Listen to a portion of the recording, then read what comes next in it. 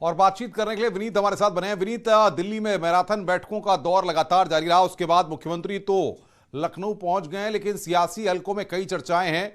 क्या प्लानिंग हुई है, क्या अंदर से खबरें निकलकर सामने आ रही हैं? शपथ ग्रहण कब होगा? जी अनुपम, निश्चित तौर पर इसी को लेकर के अभी कवायद चल रही है कि आखिरकार शपथ ग्रहण कब होगा। लेकिन जैसा कि जिन नेताओं से हम पूछते हैं उनका साफ तौर पर कहना है कि होली के बाद ही शपथ ग्रहण समारोह होगा। तो निश्चित तौर पर जो शपथ ग्रहण और नए सरकार की कवायद जो होगी, रूपरेखा जो पूरी तरह से बनकर के सामने आएगी, वह हम होली के बाद ही देखेंगे।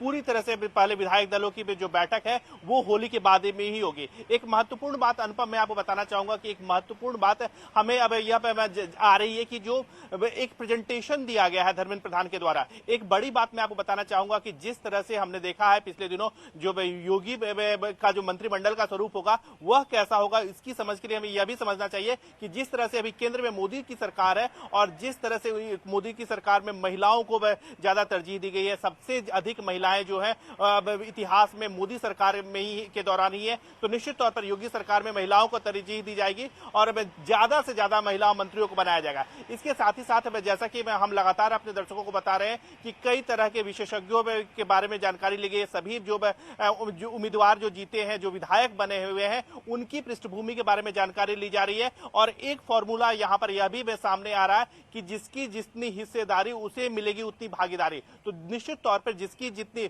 चाहे वो महिलाओं की जितनी हिस्सेदारी है उसी के अनुसार उनकी भागीदारी होगी, चाहे वो पढ़े लिखे लोगों की जितनी हिस्सेदारी है, जितने लोग जीत करके आए हैं। इस बिल्कुल बिल्कुल विनीत, तमाम पहलुओं का आप जिक्र कर रहे हैं, आप आगे भी नजर बना के रखिए, हम आपसे अपडेट लेते रहेंगे।